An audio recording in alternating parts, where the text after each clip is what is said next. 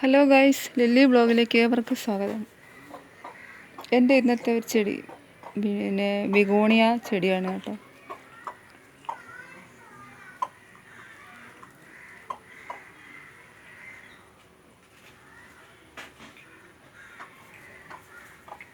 ഇത് വെയിൽ കൊള്ളുമ്പോൾ ഇത് ഇലയൊക്കെ നല്ല ഭംഗിയായിരിക്കും കേട്ടോ. ഇത് കണ്ടോ, വെയിൽ കൊള്ളുമ്പോൾ നല്ല ചുവന്ന കളറായിരിക്കും.